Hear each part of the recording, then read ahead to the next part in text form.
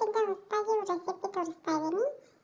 ಇದಕ್ಕೆ ಬೇಕಾಗುವ ingredients beetroot, ಉಪ್ಪು, ಜೀರಿಗೆ, ಸಾಸಿವೆ, ತುಪ್ಪ, ಕರಿಬೇವು, ಹಸಿಮೆಣಸು, ಸ್ವಲ್ಪ ಕೊತ್ತಂಬರಿ ಸೊಪ್ಪು, ಸ್ವಲ್ಪ ಕಾಯಿ.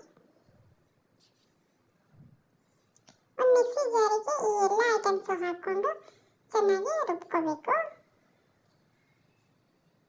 ನಂತರ ಒಂದು ಬಾಣಲೆಯಲ್ಲಿ ಬೀಟ್ರೂಟ್ ಹಾಕಿ ಚೆನ್ನಾಗಿ ಸ್ವಲ್ಪ ಹೊತ್ತು ಬಾಡಿಸ್ಕೊಂಡು ಒಂದು ಬೌಲಿಗೆ ಹಾಕೋಬೇಕು.